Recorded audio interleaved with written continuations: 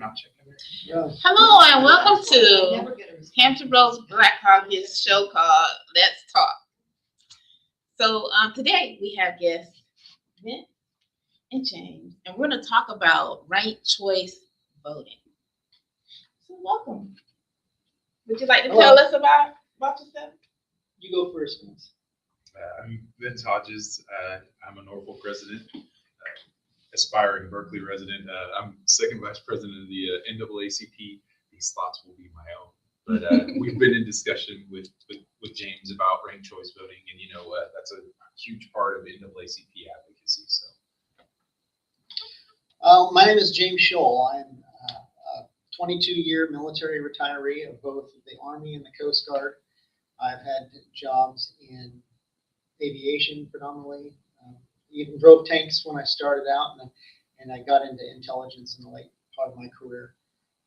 It's a good career. Now I'm retired, and I am an advocate for ranked choice voting for both the Fair Vote Virginia, and Upvote Virginia, and Veterans for Political Innovation. Awesome. Okay. So I got a couple questions for y'all. Are y'all ready? yes. Sure. All right. Here we go. What is Well, let me tackle this. Uh-oh. But if you'll allow me to change the question just slightly, if I can be so bold, I'd like to talk about why ranked choice voting. Let's talk about the why. okay? I'm sure I'm preaching to the choir here. We're living in an era where the polarity of our political conversation is so extreme that it's become dysfunctional. It's on a trajectory that many of us, me in particular, and I know many of the people that I talk to, that we think it's unsustainable, with both sides being as hyper partisan as they are. Mhm. We are extremely concerned about where our republic is going. Now, can we sustain this with the extreme bipartisanship that exists? And this is the why when it comes to ranked choice voting, because it fixes many things that push us onto this trajectory that is taking us to a worse and worse hyper-partisanship place.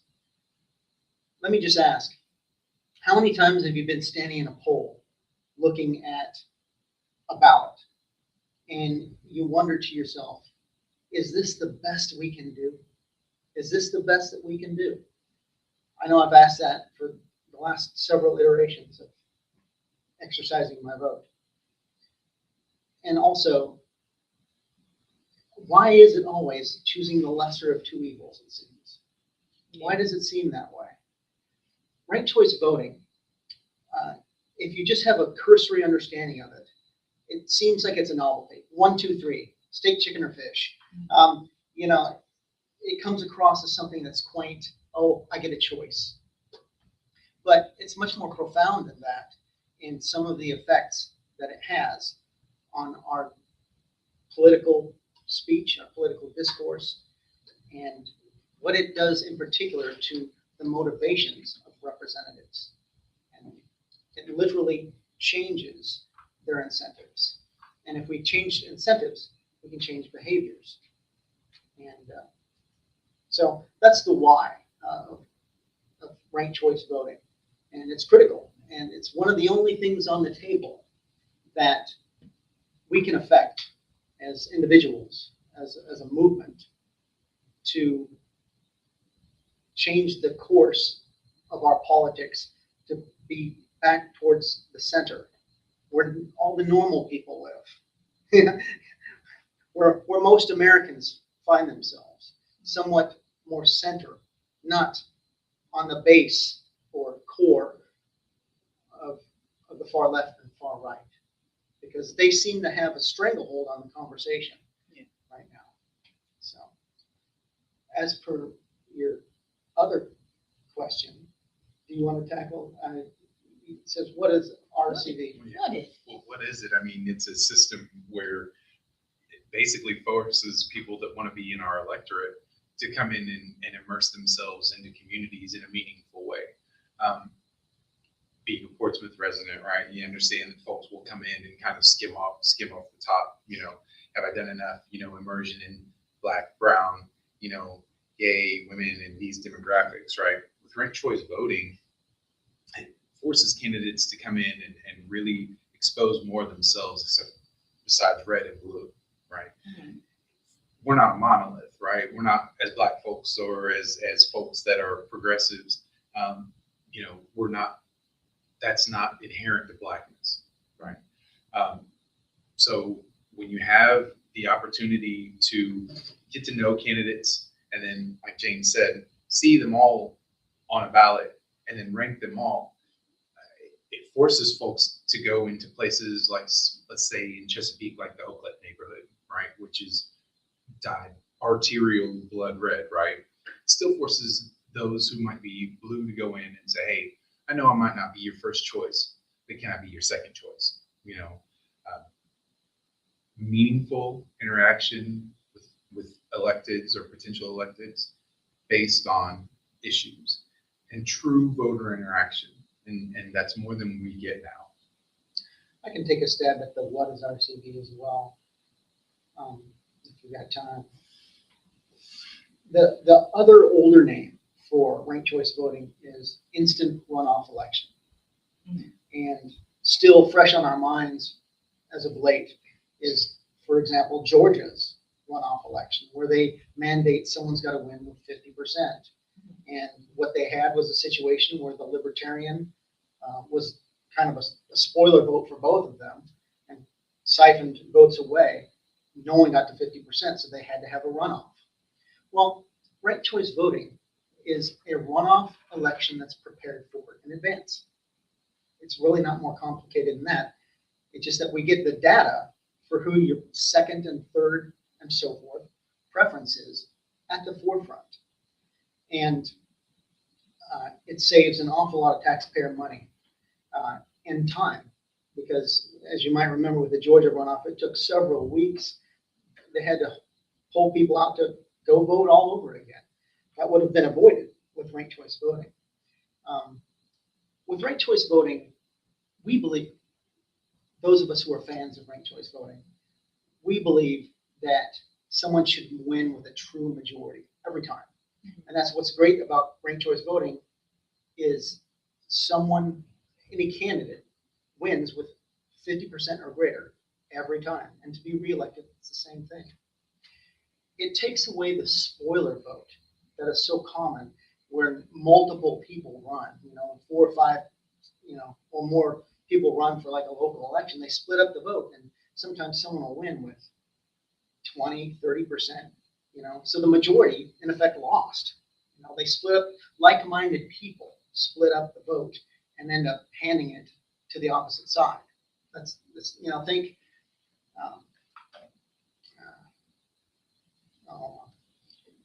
I'm forgetting the names right now. There's no spoiler vote with ranked choice voting. Like-minded candidates, in a way, support each other. They don't cancel each other out and hand it to the other team. Like-minded candidates, say women, for example, they're not stealing one vote. Like if a population in a particular location wants to vote for a woman, they're not stealing votes from the other woman, for example. I'm just picking one demographic out of nowhere. Okay, so let me make sure I fully understand what's going on. So basically, when we say ranked choice voting, it's right. So like whoever got the most votes is number 1. Whoever got the second most votes is number 2. And whoever got the third most votes is number 3. Mm-hmm. Basically. And then if nobody gets to 50%, right? Mm-hmm. Right. Then let's say it's steak, chicken, fish, right? Number 3, right? Okay, you're out. You're the third one. But the ballots for number 3, right? Wherever those ballots were ranked for number 2 and for number 1, you redistribute those votes, right? Because there's going to be a section of people that voted for number 3 as their first candidate, right? Mhm. But they also had to vote for 2 and for 1 and rank them as well. Does that make sense? Some people have 1, 2, 3. Some people have 2, 1, 3. Some people have 3, 2, 1. All right. So the people that had 3, 2, 1, let's say, right? 3 didn't make it, but 2 is their number 2 choice, right? Mhm. So all of those votes go to number 2, and then you do it again, right? But also in that third section, they also voted 3, 1, 2. Does that make sense? They not only voted, some people voted for this person first. Okay, you losing me. Okay, watch. We losing me there. No, here. Watch. In my mind, I'm like 1, 2, 3 3. things. Okay. So like, okay, like Right. let's do governor and lieutenant governor, right? So like you have 4 people Mhm. for lieutenant governor and governor, right? So the top choice, whoever got number 1, will be whoever got the most votes is the governor. Not necessarily. Not if they don't get 50%. If you get 50% from the initial tally of first choices, Mhm. you win just like it's a regular election, no questions asked. It's very uncomplicated. However, when someone fails to get to 50%, Mhm. then what they do is they take the least vote getter, right? And just like what happened in Georgia, they eliminated the least vote getter, right? Okay. Same thing happens here. But all of those votes, where do they go? They're not wasted, right? They get recounted, right, amidst the other contenders with that candidate's voters' second choices. Okay. Okay, so it's still one person, one vote, absolutely. Okay, and that's key because to stay within the guidance of the Constitution, of course. However, once you're just like the libertarian who had been the least vote getter in Georgia, they get eliminated, and then the votes don't get wasted. They simply get recounted with what their second preferences are. Okay. Because you voted for they wanted you to be the governor, but you didn't get it, right? Mhm. But they also had to vote for the other 3 candidates or the other 2. Lieutenant governor, right? If you'd have to think about them individually. Individual Okay. offices. An individual seat would be there would be several contenders for each individual seat, of course. Okay. All right. And so we're talking single seat, right? Single seat. Okay. Now, what that does, when you're talking about first and second votes, added on to the primary contender, that makes for a consensus candidate, someone who is beholden to the broader span of the populace. They're not just beholden to a core or a base, such as during current elections now, when someone, like I made that example, when there's multiple people running, like 5 or 6, someone wins with 20%. Some people are buoyed or kept aloft and kept in seats for long periods of time, with just winning 20 or 30% at times. That's not the case with ranked choice voting, because they have to appeal to a broader mass, the broader populace, at 50% or greater. So we think that's a very positive thing for democracy, for lowercase d, of course. Okay. All right. Well, let's go to the next question. Well, you already answered why is a better system. We could Your vote expand gets on to that. count more than once. I mean, that's the thing, is your vote gets to count more than once. Yeah. If it's a 5-candidate race for one office, like James was saying, and you vote for candidate 5 and they only get 16% or whatever, that's it. But in a ranked choice voting system, even if that candidate only gets a little bit, they still get to come back again, provided nobody else gets 50%. So you continuously get to be counted through the entire process. I like the language that your vote simply isn't wasted, because at any given time throughout the process, your vote is only counting for one, like your first choice. Okay, it's only going to count for your first choice the whole time, unless your first choice gets eliminated due to the runoff process, like as we've discussed. Mhm. No one gets to 50%. At that point, your vote, after that person is eliminated, moves on to someone else. So it's always one person, one vote. That's important to state. But to expand on why it's a better system, the no spoiler attribute to ranked choice voting opens up a spectrum of benefits that are so much better for, what can I say, the political conversation at large. For example, when like-minded candidates run with ranked choice voting, they don't spoil and take votes away from each other, as I've already stated. This opens up the door for other parties to have a seat at the table. I know many folks are very interested in having more competition. And that's what we like about ranked choice voting. It enables more competition, more voices at the debate table. There should be a libertarian, maybe a Green Party, and there's many other parties that would be given a seat at the table because they have access. Right now, because the two parties are so strong, they, by the mechanics of simply how our political structure works, there's no gateway for them to get on the ballot in most cases. With ranked choice voting, they don't cancel anyone out.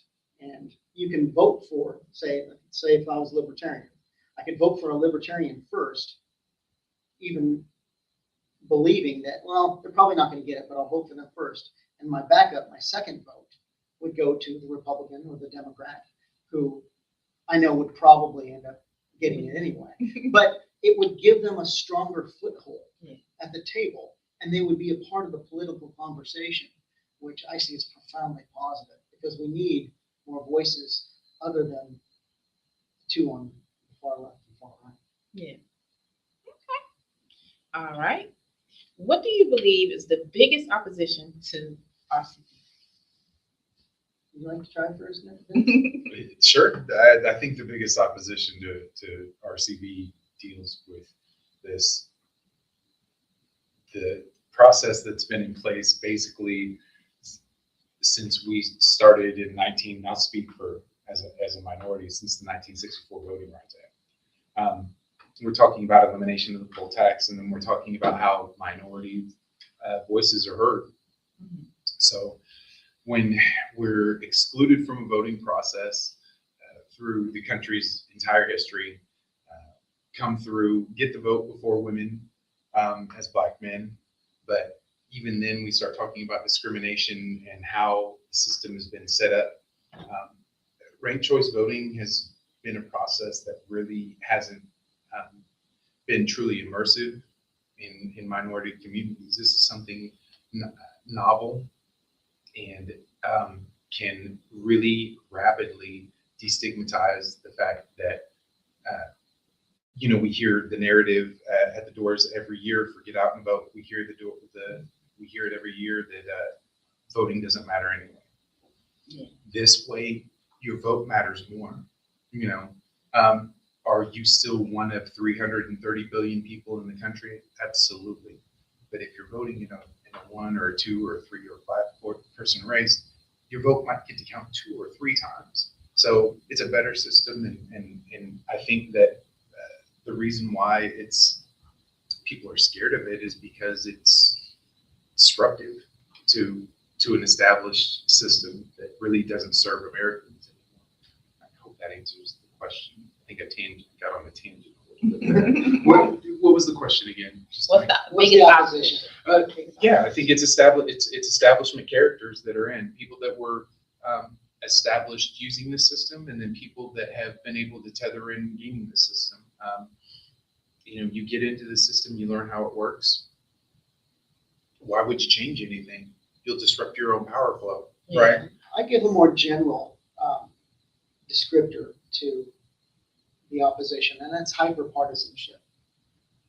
Hyperpartisanship is when you're committed to just one party as an absolute, then any compromise.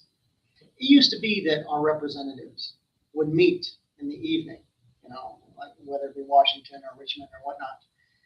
And over a bottle of bourbon, they make deals, make compromises, and make things work, you know, in between them. And they find the gray in between and make things go. And I don't believe those conversations are happening nearly as much. In some cases, not at all. And this brings the conversation back to the center. So it's the hyperpartisanship that we've seen that is really, it's that spirit, that attitude, that mentality, no matter who has it, that is the enemy of ranked choice voting.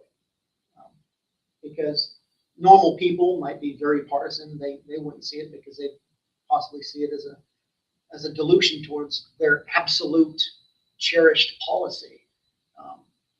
Because when compromise happens, they don't get exactly what they want. You know, ranked choice voting brings the conversation to the center. All right. What made you guys take up this cause? I'll let you go first again. Well, again, my thoughts are my own on this, but James and I did intersect with the NAACP again. You know, with I think that there is a necessity for us as an American populace to be truly involved in the systems that are set up to marginalize us. Be it an education lane, which we were talking about before, you know, whether it's in an athletic lane with Title IX, whether your passions are economics, and Black businesses. I think where you're going to see more of the fat part of that bell curve is through a legislative process and a voting process that forces dialogue and conversation. That's why I was saying, you know, in the beginning, you know, you knock on the door, you know, maybe you are the libertarian candidate, you know, I'm probably not going to be your number one or number two, but, you know, or I'm sorry, your number one, but can I have a conversation with you and see where our values align? So I might be able to be your number two choice. There has to be consensus, but consensus typically comes with compromise. And everybody gives up something with compromise, and that kind of stinks. Exactly. but that is the way of the world, right? Mm-hmm. And, you know, would I love for everybody to be super liberal on my side and left leaning and everything else? 100%. But is that the way of the world? No, not right now. You know, we live in a capitalistic system. We live in a lot of places where there's a lot of advocacy and room that's needed for conservatives, and taking up RCV brings me back to people that I grew up with. I grew up in a small town in the Midwest, and you know, there was a lot of that consensus that was made. You know, it's important if we're going to move forward, if we're going to progress. You know, we have to have conversations. We're not going to be able to bully. Agreed. For me, over the last couple of years, I've become increasingly frustrated and genuinely concerned about a republic. And I wanted to do something about it. I thought about becoming involved in politics, but what could I really do as one individual? And it seemed to me, I ran into Veterans for Political Innovation. Veterans for Political Innovation, their mission is to make politics less toxic. That's part of our mission statement. I wanted to do something, but I couldn't identify anything that seemed to genuinely have traction until I found into the ranked choice voting movement. It's happening. 13 million Americans are either utilizing ranked choice voting or are about to utilize ranked choice voting. It's in red cities and in blue cities. It's in like 23 cities in the red state of Utah, but New York City, Bay Area, California, they use it.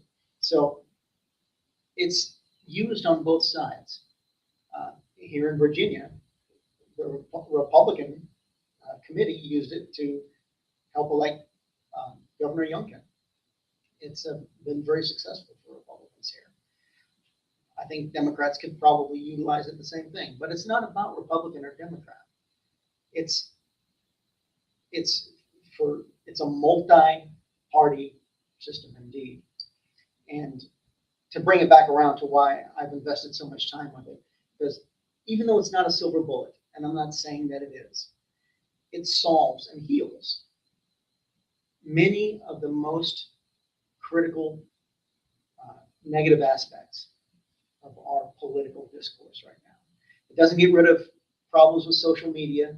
It doesn't get rid of dark money in politics, but it solves a big piece of the puzzle, indeed. And I think that would be my answer as to why I got involved in it. Okay. Well, I didn't want to be a person who just didn't care. Yeah. Okay. All right. So, which elections do you believe RCV would be good for? We've got a specific focus in Virginia right now, Mhm. and that is cities and counties. That's all we can do right now, but that's where we're at anyway. And Arlington, come to speak of it, is going to be utilizing ranked choice voting in their Democratic primary this summer. I believe it's June. Don't quote me on that. But Arlington is the first municipality to be using it in Virginia. It's already been used, as I mentioned, by the Republican Party for certain primaries. So primaries, we can use it, municipalities and counties. And we would simply like to see more exercise the benefits of ranked choice voting. Is there anything else you would like to tell the people about ranked choice voting? Vince, I talked first last. Yes, I mean, I would like to tell all people, but I think my angle is really towards activating minority participation in elections. It sticks in my craw that we disenfranchise ourselves when we know what the power of voting can do. As a veteran myself, I retiring and thinking about what I was going to do, I had the same stint. I was like, well, maybe politics, maybe that was the thing. But what I really found was there was a need, and what spoke to me was kind of holding hands and doing that kind of work. What I think people should really think about when it comes to ranked choice voting is, and again, these thoughts are my own, is where do they want to see their children? Where do they want to see 2 generations from now? Because the person that you elect, and I would agree with James, I think local elections, and I don't care if you're voting for dog catcher, but local elections are where you can see the most effect, because your neighbor literally might be the person that's running, right? I want people to know that if you want to see an exuberant, really vibrant process of voting, ranked choice voting is where it's at, especially at the local level. Because in a city of Norfolk, 250,000 people, we're small. We're right on top of each other, so you can see somebody that's running for office at the grocery store at 6 a.m. I think that people need to understand. If I had one thing that I could tell the people, I honest to goodness would tell them to give this a shot, or at least listen to James or anybody else in their area about taking this up, and even seeing how it could go, experimentally in schools, anything. I think it's wonderfully exciting. I'd add a little bit more. Okay. being a military veteran has given me a unique perspective in this.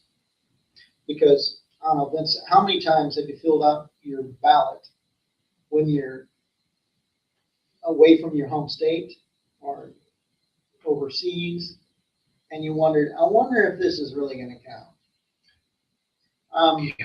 That's been, I mean, part of the conversation with overseas ballots and military ballots for as long as I can remember. Ranked choice voting is the most elegant solution for the overseas or military voter, because the simple lag time that it takes for ballots to get to the military or overseas voter, and then the time it takes to get back. What if something on the ballot changes? What if someone is no longer runs? Someone stops running and they had been voted for. You know, we saw that in recent elections where someone departed the ballot, or there was a scandal, or who knows. But the ballot changes. That bottom line turns into wasted votes on the part of our military and overseas workers. Ranked choice voting is the most elegant solution for that arrangement, because let's say the person they voted for as their number one has a scandal or has to drop out of the race or whatever. It goes to their number two, right? There's no having to send ballots out and get them back, no significant delay time.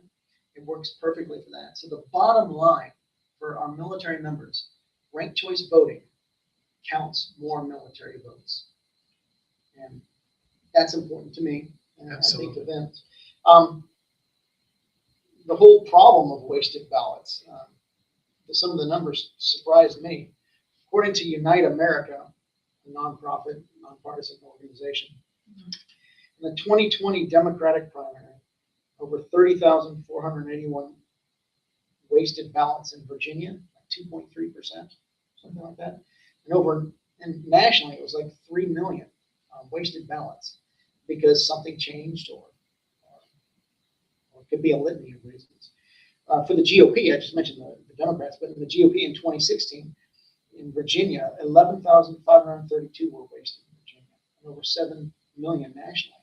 Ranked choice voting is an elegant solution for those as well, for many of the same reasons. Because if someone drops off the ballot, or if the ballot changes, you don't have to go through the logistics of changing them out. So I wanted to mention that. But if I might mention one more thing. Okay. One thing I've forgotten to mention is the effect of ranked choice voting on campaigning. Because if you're a candidate who's running with a ranked choice voting election, you need to appeal not just to your base, like as frequently as what happens now, your base of voters, a core element of voters, a subset of the population. You want to get the second preference and third preference votes and so on of your opposition, or certainly from your like-minded contenders.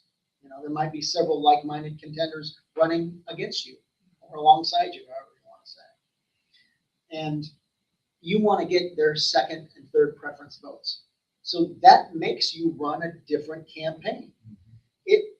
The negative campaign ads, from what I understand, all but disappear. And this is observable behavior in places like Maine and other places, cities that are using ranked choice voting. You want to come across as issue-oriented, positive, and winsome to your contenders' voters and win their second and third preference votes. It makes all the difference in the world on the positivity. Instead of motivating by negativity and fear-mongering, they focus on issues and positivity and being appealing. Literally, you can find it on YouTube with two contenders. I think they were like-minded contenders up in Maine, where it's used statewide. And one of the candidates is saying, I hope you vote for me first. But if you're going to vote for my competition here, You sent me that link. please vote for me second. And then the gal next to him says, I hope you vote for me first. But if you vote for him first, please make me your second.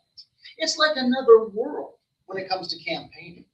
And don't you want to stay on issues that are relevant and important? And instead of taking a slice of someone's life when they were a teenager and blowing it up to, something that's probably not relevant. I mean, that happens on both sides of the aisle all the time. So for the sake of campaigns and staying on substantive issues, ranked choice voting is, again, an elegant solution. But think about for a second, if you voted and you voted 1, 2, 3 in a ranked preference order, let's say you got your second choice. How would that make you feel? Would you say, oh, I lost everything and went to the other side? No, because you probably voted. More people run in ranked choice voting elections. It was probably a like-minded candidate who you chose for your second choice. So you'd say, you know what? I didn't get my first choice, and oh well. But I'm glad I got someone who's looking out for at least 70% of my interests or something like that. Yeah. You still got skin in the game.